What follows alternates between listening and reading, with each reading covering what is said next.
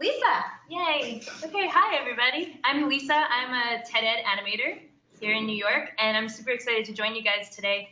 I am one of the folks who worked on the animation guidebook for the club animations. So if you guys hopefully have access to that now, we're going to just go through the guidebook specifically, and we're not going to read it word for word, but we're just going to go through kind of how you should be approaching the guidebook when you open it the first time, and then what you'll use the extra resources for. So those are two separate documents that you would have had.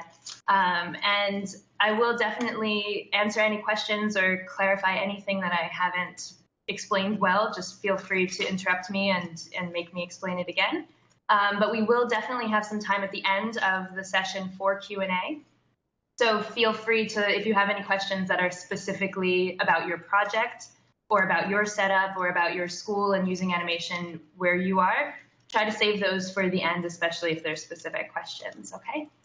So we'll start off, and then we're gonna watch some examples as well, so hopefully that'll help us out. So those of you who are on the phone, we can also make sure we send you those links that we share today in case you aren't able to watch with us in this chat. Cool.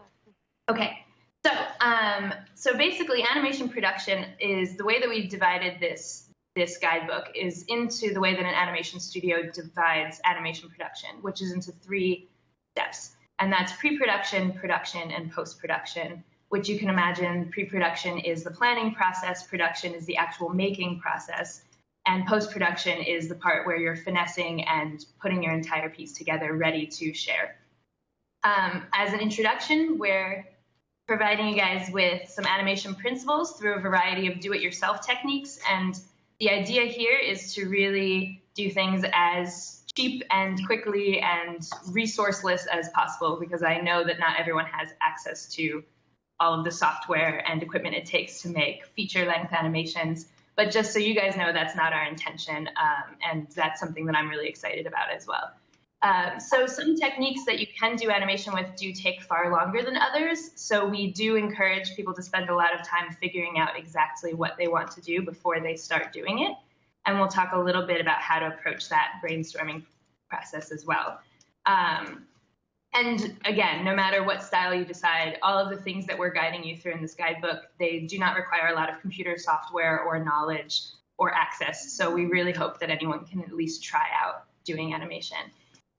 And the suggested meeting schedules in this guidebook are definitely flexible, and they will largely be determined by what you and your club members decide to do, what kind of presentation you're doing, what kind of animation you're doing. So really just view the entire thing as a guideline from us who have made animation before, but really there are no limits or strict rules on how you would go through this process.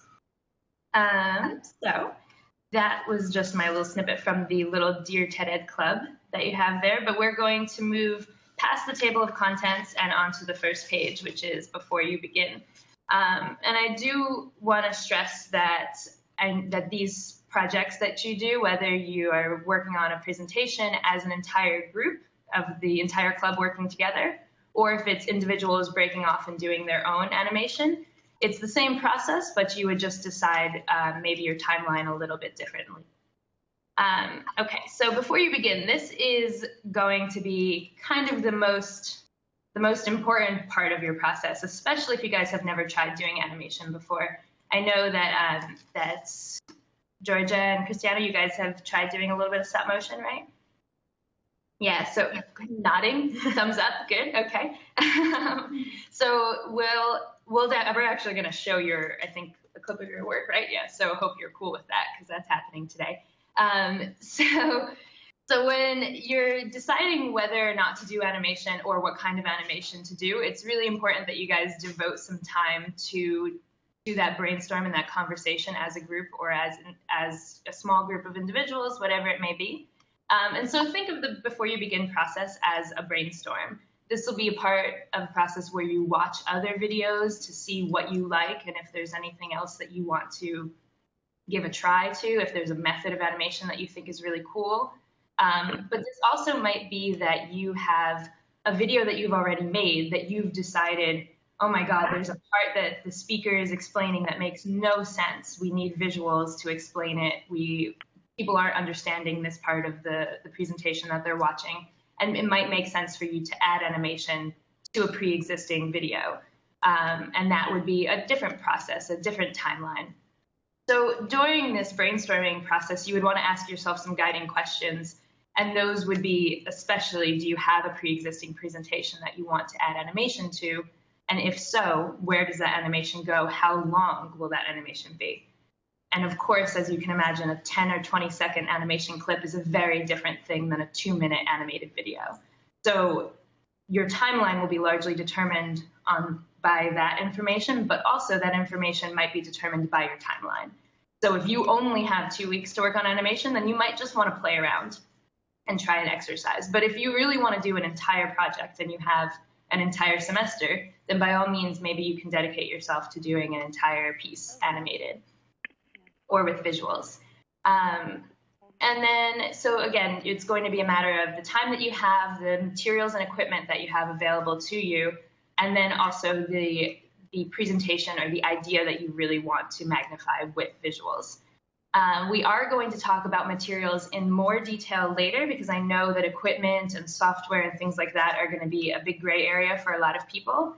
And we will answer very specific questions a little later. For now, I'll just give you a basic outline that you do have ways to do this, from very, very, very cheap to, of course, very, very expensive.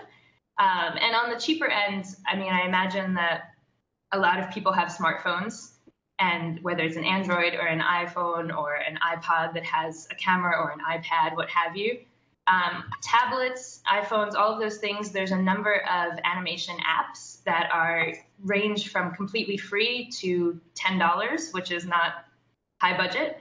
So those are the sort of thing that you could download onto your app, so that way, onto your phone, so that way you could try doing some animation exercises or work as a group together and do animation there. So that's usually what I'm referring to when I talk about the lowest end cost for animation. It's going to be stuff that's on your phone or your tablet. And that, of course, assumes that you already have a phone or a tablet. And that sort of thing is going to be something that you can also do. You can also do that on Vine or Instagram, which are free apps if you wanted to do little tests. But those, of course, you won't have as much opportunity to do finely tuned animation on those. In the mid-range, if you don't have access to those sorts of things in school or at home, then if you do have a digital camera, it's possible to also do animation without any software and just by taking still images. So one of the things that I really want to stress, as animators, we tend to be really, think that we're really specialized people who do something that lots of people can't do because they don't have access to, and we're creating magic and all of that. But I really want to stress that animation is only a bunch of pictures that are placed in order, one after the other. So if you think about the way that film, when things are being shot on actual film, that film is made, it's just a collection of still images. And there's a little bit of change in each image. And that's exactly what animation is. So if you guys have access to a digital camera and any video editing software, whether that's iMovie or Final Cut Pro or anything that comes with your computer, you can absolutely use that to edit on a frame-by-frame level animation. So that would just be taking all of those pictures, bringing those pictures into the computer, and placing them one after the other, so that way they play. And again, all of that information will be more explained later, but just so you know, that would be like a mid-range way to do animation. And then the higher-end way to do animation would be with actual animation computer software. But I don't even recommend that for people who are just getting started, because it's very complicated to learn certain things. So for all of those options, you're going to need a tripod or something to stabilize your camera. And even if you don't have access to a tripod, you can always Google different DIY ways to make little camera stands for your iPhones or camera stands for your iPads. And honestly, you can do it out of cardboard and some scissors. It's very, very, very DIY, but it'll totally work. And so this is where you would really be accessing more the extra resources document that we shared with you guys. So that would be an example of when you would use this. This gives you in the Before You Begin section in the extra resources, there's a whole list of apps that I've tried out and that I personally like for Android and for Apple. There's software for actual computer setups that you have, and also some links to equipment like tripods or different adapters and table clamps and things like that to stabilize your camera, and some DIY origami iPhone stands, which is also a fun project. So again, extra resources, I'm not going to go through the extra resources with you guys page by page, because this is going to be, you should think of it kind of like an encyclopedia that you, if you have a question, you'll refer to, and it will not necessarily be used the same by all different people, and you might not even read half of it. It might only apply to one part of what you're doing, and that's fine. So in the Before You Begin section, you'll see that we have all of the suggested apps, software, and equipment, but also we have some ideas for animation exercises and explorations. And that's something that I would really recommend, that if you haven't ever tried animation before, that you don't dive straight into animating a presentation, but that you maybe spend one meeting all together just making some stop motion animation with somebody's tablet, or just taking a bunch of pictures and making people fly by doing stop motion animation of people jumping in the air, things like that.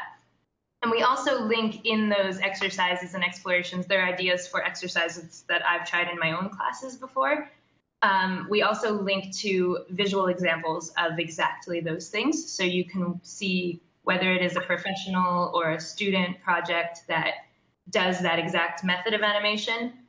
Or maybe we also have an animation basics series on TED-Ed website that we in the animation office here made for you guys and for other people who want to try animation. So hopefully those can be helpful to you as well. And I think maybe now's a good time to show a couple of examples, and then we'll move forward, talk about the production process, and then we can directly relate them to those examples. So we're going to screen share. What should we do about the people on telephone? So, Cynthia, I've sent you the links, and I'm so sorry, the other person on the call, what's your name? It's an 818 number. Oh, they're. I think that was Debbie. Is that Debbie? A different Debbie. Oh, okay. Debbie, what is your email address, or your last name, so I can find your email address? Spear, S-P-E-A-R. Okay, great. I will send you the links as well in an email if you have email access. If not, it's okay. You'll have opportunity to look at the examples later as well. I could also narrate them for you. I did want to ask, does anybody have any questions so far? We're going to look at those examples, but is there any questions about what we just kind of discussed and gone through? Hi to Eric's cat. The cat has a question. Are there any questions or anything so far? Great. Fabulous. I love it. All right, Debbie, I will email you those links. Okay, and I'm going to press, okay, so I'm going to press screen share, and let us know if you have any technical difficulties, but we can also send you guys the links afterwards, and you'll probably be able to see them better in that situation anyway. So without further ado.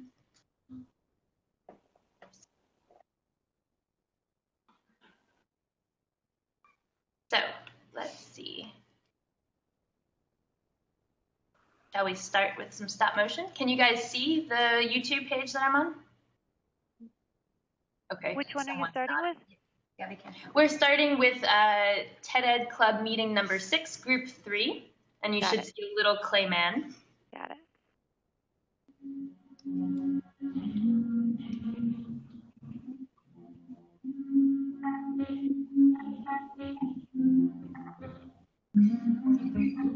Oh, I can.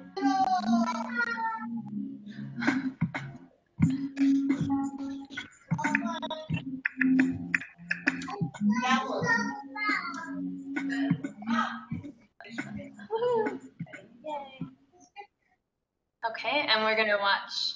Oops, that again. We're gonna watch another one that another club did, right? Yeah. I'm gonna full screen this one. Sorry, I didn't do that to the last one. And we're just going to watch a segment of this. We're going to be here discussing sleep deprivation and how it affects teenagers. Now, teenagers are supposed to get suggested 8.5 to 9 hours of sleep, and yet only 8% of high schoolers get enough sleep. 7 hours is considered a lot for many students. So, what exactly is sleep? Sleep is a natural periodic suspension of consciousness during which powers of the body are restored. Sleeping gives the brain an appropriate amount of time to recover for the next day. Simply put, teenagers are wired to stay up later and sleep in. Several effects manifest if teenagers do not get enough sleep. Academic performance suffers, teens become more irritable and susceptible to the effects of illness and stress. Caffeine has a greater impact on the body, and they become more likely to gain weight. There are several reasons why teenagers are losing sleep. Biological sleep patterns shift towards later times during adolescence. It is natural for teens not to be able to fall asleep before 11 o'clock. Students need to be able to balance their schoolwork, especially if they have a rigorous class schedule, their social life, and sports. Okay. I know you guys want to see the rest of that, but you can do that afterwards. And then this is actually an example from a TED Ed and TED Talk collaboration. So this you'll see is part TED Talk, part animation done by our own animator, Jeremiah Dickey. And share that with you now. Galileo had worked out this really wonderful experiment where he and his assistant had a lamp. Each one was holding a lamp, and Galileo would open his lamp, and his assistant would open his lamp. And they got the timing down really good. They just knew their timing. And then they stood at 2 hilltops 2 miles distant, and they did the same thing on the assumption with Galileo that if light had a discernible speed, he'd notice a delay in the light coming back from his assistant's lamp. But light was too fast for Galileo. He was off by several orders of magnitude when he assumed that light was roughly 10 times as fast as the speed of sound. Lisa was aware of this experiment. Okay, so I'm gonna. Okay.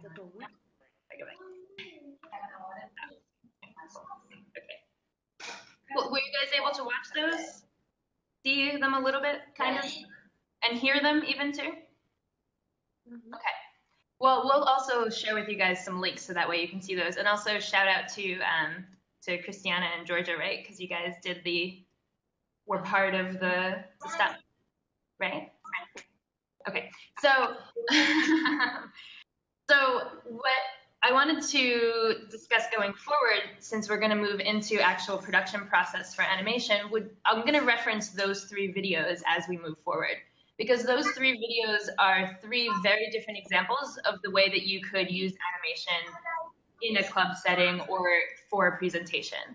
The first one that we watched, which was the stop motion with the clay, that one was a very short segment that potentially, if we want to imagine that was describing the perils of quicksand or, the dangers of walking in a very, very muddy forest, then you could have a presentation that you could actually cut to a small segment of animation that describes something that is being described visually on screen. So I think someone needs to put themselves on mute, right? Yeah. Okay.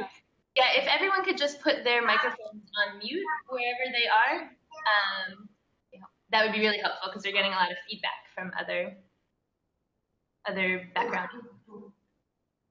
So can I? Oh, cool. Okay, cool. Caroline is executive directing everyone into mute land. Okay, so right, we have the first example, which is a short animated segment, and that was stop motion animation. And then the second example done by another club, that was actually an example of a whiteboard style animation where it's not even completely animation. There's things being drawn on and video footage is being taken of the drawing. And then they're playing that video at a speed that matches the narration. So that's called time lapse, when you take video and then you speed up that video. And so that's an entire lesson that has been basically done with visuals where there's no person on screen. And then the third one that we saw, the TED Ed one, that's me. Okay. The third one that we saw, the TED Ed one, that one was a mix of live action footage with animation on top of it. So those are 3 different ways that are probably the most likely that you would use animation in your club. But of course, there are many different ways that you could do that. So we'll run through pre-production process based on those 3 videos. And if you guys have any questions, then we can chat about that. Any questions about those videos or your very own.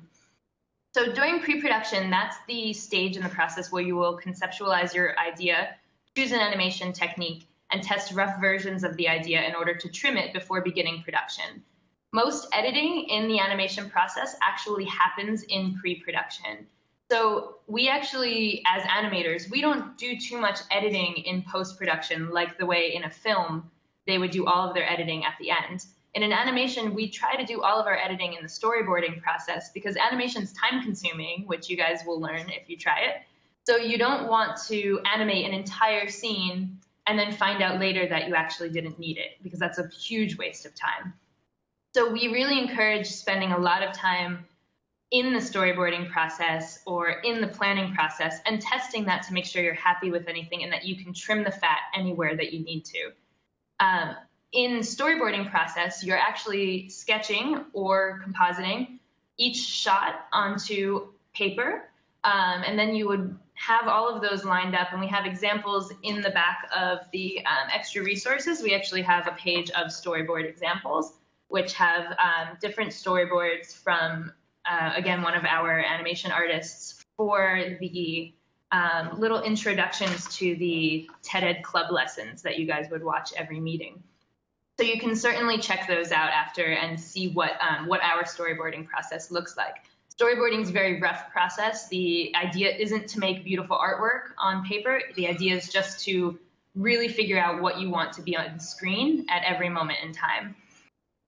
And as I had said, because each shot in animation is created completely from scratch, it's really important to use and reuse elements all the time. So whether those are drawings that you've done or props that you're using, and really just to make all of those key editing decisions before you begin your process. So suggested meeting time for pre-production, this is really largely dependent on what your group decides to do. If you were doing something like the short segment of stop motion, then you probably wouldn't need too much time for pre-production, maybe just 1 meeting.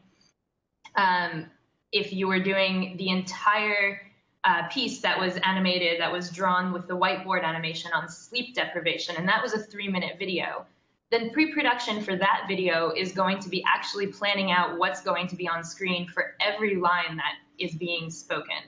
So in that situation, you have an audio track before you have visuals, and you take that audio track and you decide based on that audio track what your visuals will be. In the third example that we watched, then it was just some animation interacting with some video. It's the same thing. You might spend a meeting as well on that to try to figure out where in that video you need visuals.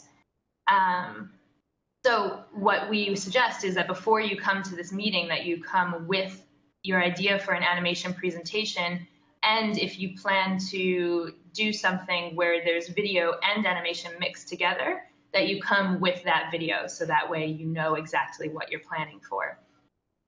And then during these meetings, the kinds of activities that you would be engaging in would be deciding if there will be narration or audio for your animation.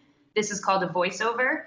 So you would have to figure out when you're going to record that and how you're going to record that. You're going to really spend this time brainstorming, deciding what your idea is going to be, what colors you're going to use, what materials you're going to use, what equipment you need, and you should really have an idea of the timeline. By the time you finish pre-production, you should know what your timeline is going to look like.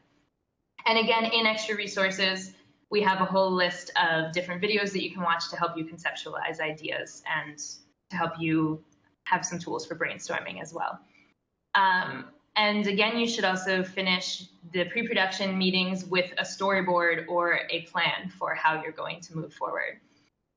And then another really important part of pre-production is sharing that idea, however much of a sketch it may be. You should really share that idea with people as a storyboard, as the skeleton. You should share those storyboards, share the moving storyboards, which is called an animatic, and again, that's explained in extra resources very, very thoroughly.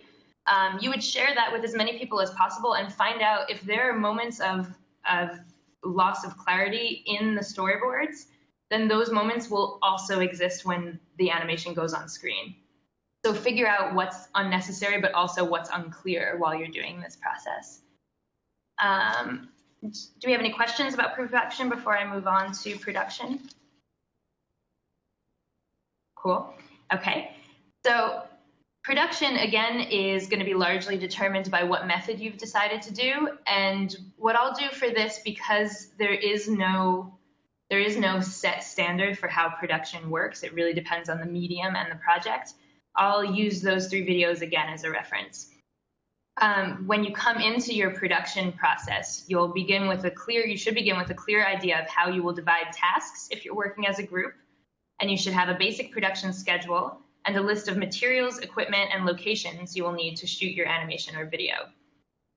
You will have to go into production having a storyboard, and you should also come to production with your production checklist, which is also in your extra resources, and that looks like this.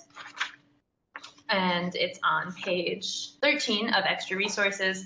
And that's the sort of thing that, just like with doing video, I think we have a production checklist for a video as well. It's just best practices, and this is the sort of thing that you would want to check every time you do an animation shot. I do this every time, and I've been doing animation for 12 years. So this is the sort of thing that if I forget, then I will make a mistake that I will have to fix later, and it will probably ruin at least one day. Uh-oh, what did I do? Okay, Carolyn's fixing all of my problems for me. And okay, so again, you would use this animation production checklist to do things like, have I checked my composition? Does it look good? Is the lighting nice? Is the tripod in the right position? All of that stuff. So, okay, so that's your production checklist, and we can talk more about that later. And then for your meeting activities, again, this depends on which kind of production you're doing. So if you were doing a animation like that stop motion animation, then you would have storyboarded out what your animation is going to be, and you would spend most of your time actually animating. If you were going to do added animation to a presentation, you would expect to spend time making that animation, but also you're going to have to be comparing it constantly to the video that you're working with. And if you're doing video time-lapse or that whiteboard style animation, then you would need to set up a camera, carefully plan what you're drawing on board, and you would be filming that and probably making lots of mistakes and starting over. And production really isn't finished until all of the elements, whether those are animated elements or video elements, until all of them are completed and ready to move into the editing process, to the assembly process. So that at some point you're going to have to look at all the things you've made and look at your storyboard, which is why it's great to have that as a reference, and to look at your checklist to just make sure that you haven't missed any steps. So again, production is the making, and this is going to be kind of up to you how long this will take you. If you only had 3 weeks to work on animation, then I would suggest you do something like the stop motion segment. If you had 6 weeks, you could really do something more like combining video and animation.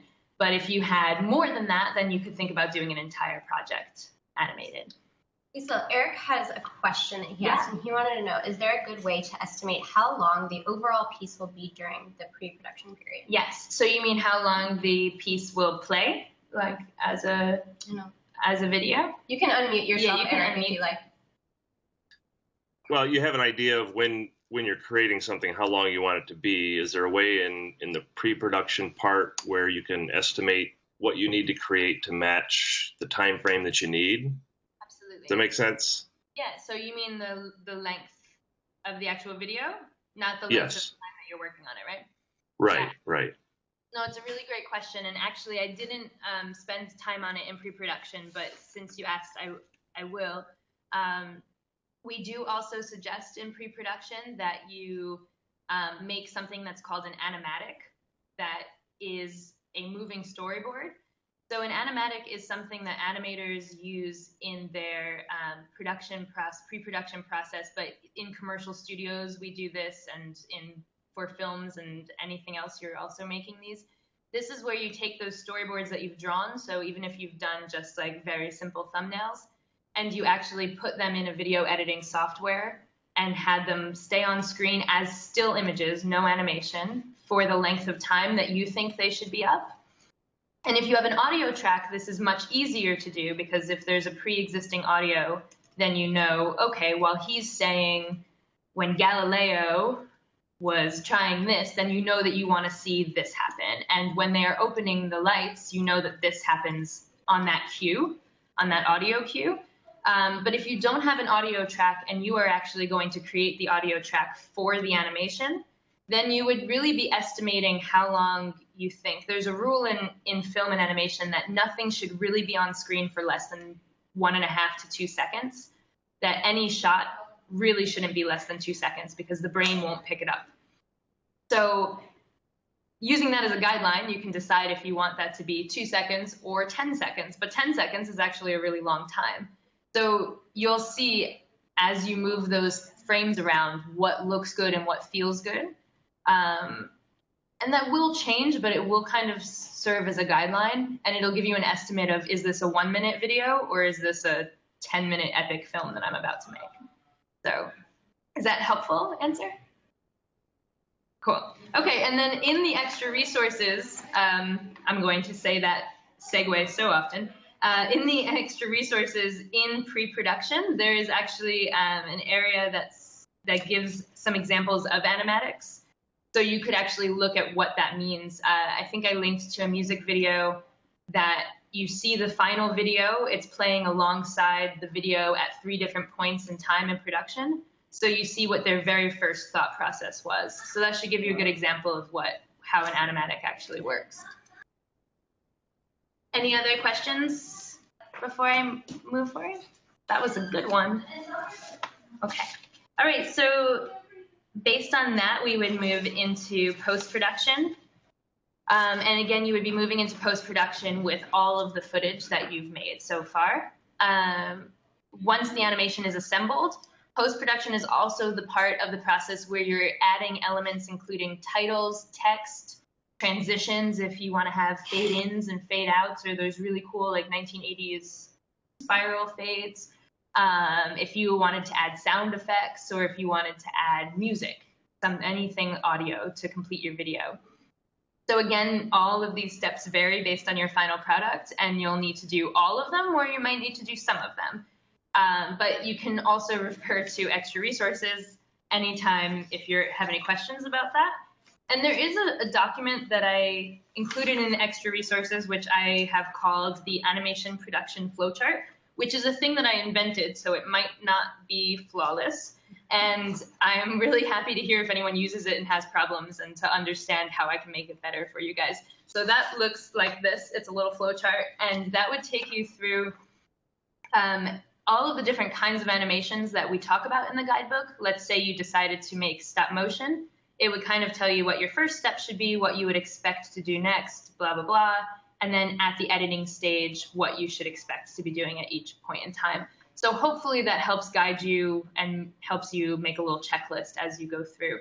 And in post-production, extra resources for post-production, it's pretty expansive. It has a ton of information, and again, not all of it might be relevant to you, but it does give you tips on editing, tips on compositing, which is the word that we use to explain when you put animation together, which happens before you edit. It has tips on sound effects, tips on visual effects, tips on titles and credits, and basically some best practices on all of those. So I'm sure that there are going to be a lot of questions when you get to that stage. Hopefully a lot of those things are answered in the extra resources. And again, that's probably the most detailed section of that document, because there's a lot of technical stuff happening in that part of the process. You should come into post-production with all of your animation movie files available on the computer you'll be using to edit, your voiceover recorded if applicable, and any other elements for your animation presentation, like video, stills, or sounds that you need in order to assemble. And again, you should have those checklists with you and the flowchart with you, so that way you can cross-check all of the different things.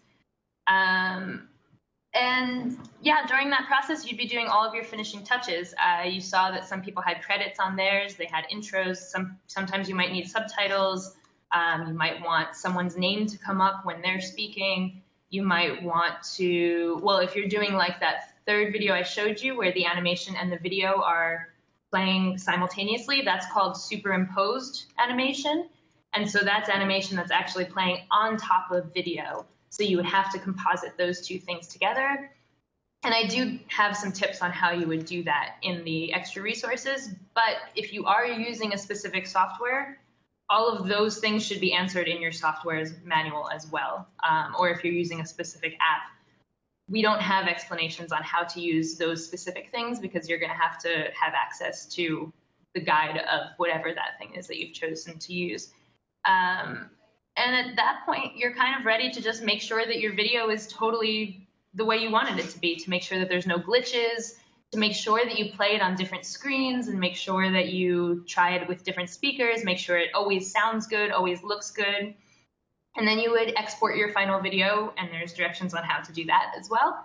And you would kind of be done and ready to make another one, hopefully. And then we're going to go over the last few pages of extra resources because I think those are the relevant ones. So like I said, the whole extra resources you would just reference as you need. But you'll see from page 11 onward is where there's stuff that you would definitely want to be using throughout, and that's the storyboard examples that I talked about before, the production checklist with the best practices. But we also have blank storyboard pages that look like that, so you guys could go ahead and make copies of those and make storyboards in pre-production. And then we have something that's called an animation field guide, and that's this. And the field guide is something that allows you to set up each shot, so that way you're thinking about things in widescreen because that's how the world works these days. So you would want to just always be making sure that you're taking your pictures to match that aspect ratio, which is a vocabulary word, which is defined in your in your guidebook. On the last page after post-production, I also have a glossary for you guys with any animation-specific terms that don't make sense to you as you're reading the guidebook. Hopefully those are defined on that page. What time are we at? 15 minutes. Okay, cool. So do we have any questions now? And then we can just do a Q&A, and we can also talk a little bit about equipment if people have questions about equipment and setups and things like that. And also I just want to preface it. I know that if anyone has a project in mind, that you might have very specific project questions, or down the line, if you start a project, you might have very specific project questions. And in that situation, then we would say, feel free to email TED Ed Clubs, right? And then that email will be passed on to me and the animation team, and we can specifically help you with whatever that query is. But for now, we'll try to do more general questions and setup questions, okay? So anything? And if you have a question, you can definitely unmute yourselves at this point as well. Yes. Talk to me. Okay, so if there aren't any specific questions, then I'll just do a little bit on the equipment, and then we will see if you guys have any questions throughout that process. So again, in extra resources, that's where we have a list of the different things that you can use. And I see some people joined us after the fact. So in the before you begin section, that's where we would really talk about what equipment we would be using. And I had mentioned that the thing that you need, really all that you need to imagine if you're going to make animation, is something to take pictures, something to play those pictures one after the other, and that can be a video editing software, or that can be an actual app that does animation. And the other thing you would need is something to stabilize your camera. So you will definitely need a tripod or a homemade tripod of sorts to make sure that your camera is not moving around unless you are going for something really trippy. And for software, I have a couple for apps for your phones and tablets. I have a few that I've suggested, and some of them are free and some of them are ranging between like $2 and $10. And those apps, what they do is they take each image, but they also are automatically putting those images in a sequence for you. So what the benefit of using those is that you can instantly play back the animation that you've made, and you can see right away if you've made mistakes, or if you like the way that you've made the animation, or if you think it should be slower or faster or what have you. If you're using a digital camera and then you're going to take those images into software later to look at them and to put them in order, the only downfall there is that you don't get to watch that animation as you go. So you might not catch a mistake that you've made, but you will get to take probably higher resolution images than you took with a tablet or with a phone. One thing that you can do is use your cameras, you can scroll through your images. Oh, there's a kid. You can scroll through your images to see the images one after the other, but again, you won't really know exactly what the timing is like and what it's like to play it until you bring it into the computer. Was that someone with a question? So, but Eric does have a question. His Great. question was about sound and ways to improve sound in animations and things. Absolutely. Yeah, it is. I agree that it is very important and often neglected. So sound is going to be key. If the audience can't understand what's being said, they're not really going to pay attention to what you've made.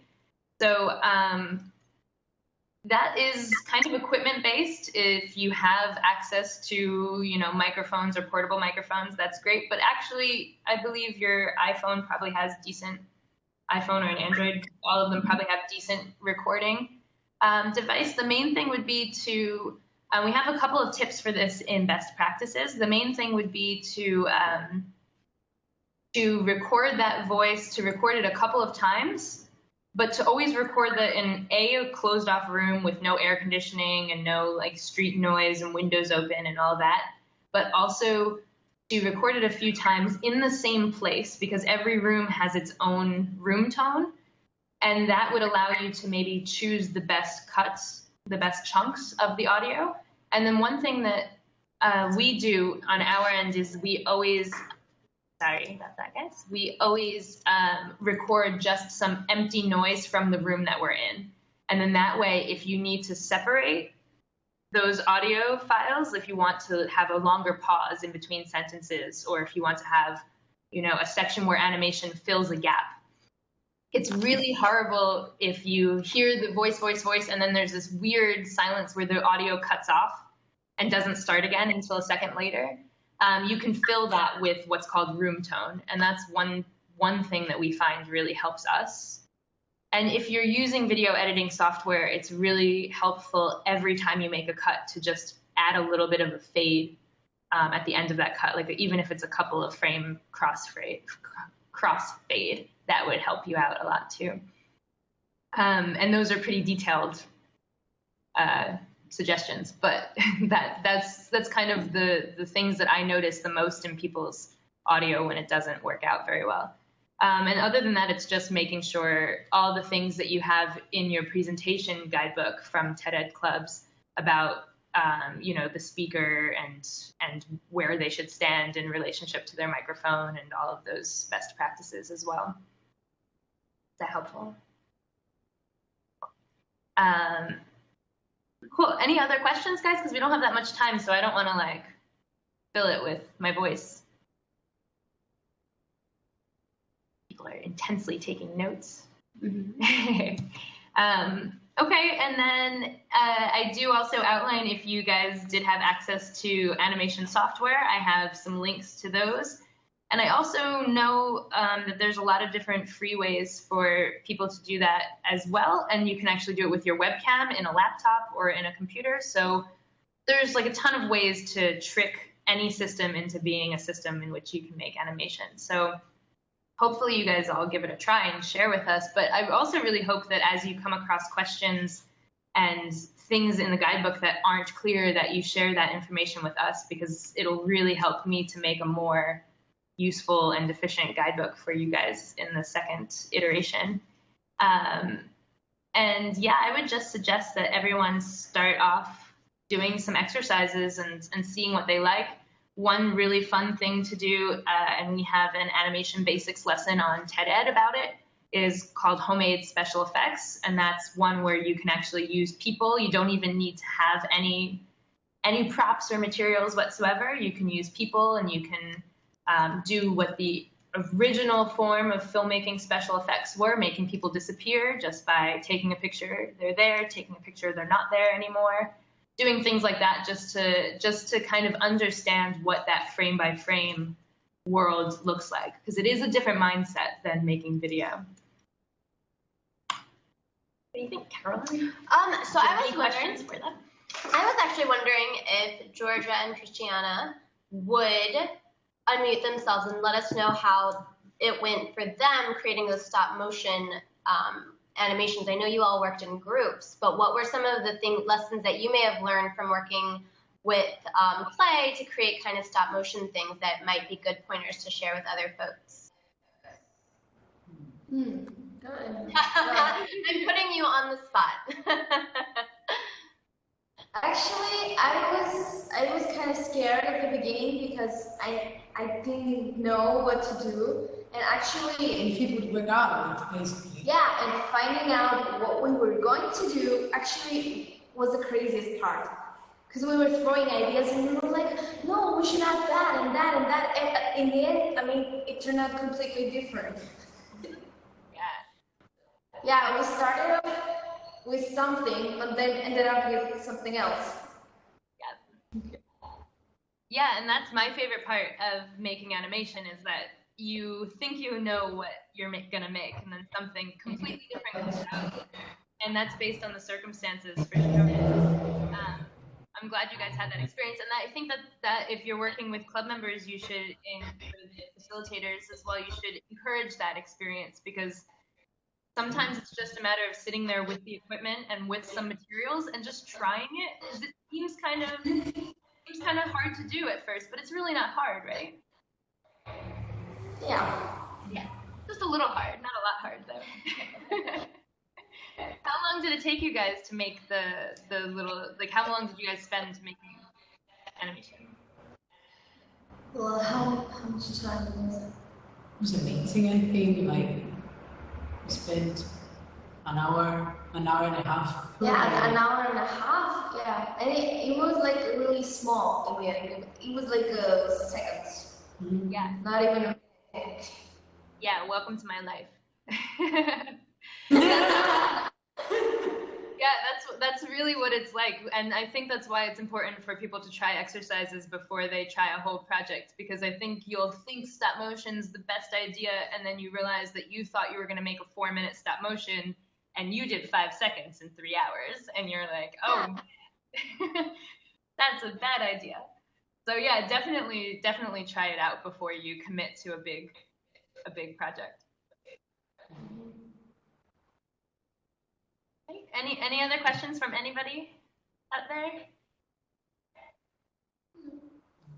Okay, well then, thank you guys so much for joining and for listening to me talk about animation for the last hour. That's really awesome. I'm so excited that you guys are even interested and want to try, and it's really fun, and if nothing more, it's an awesome team building exercise to do with your students and to give a whirl, because it's forced collaboration. You have no choice but to think on your feet, and you're going to make mistakes, and you're going to have a ton of fun, and it's just guaranteed going to be an awesome session if you guys give it a try. So yeah, and definitely email if you have questions, and I'm happy to answer specific questions at any point in time.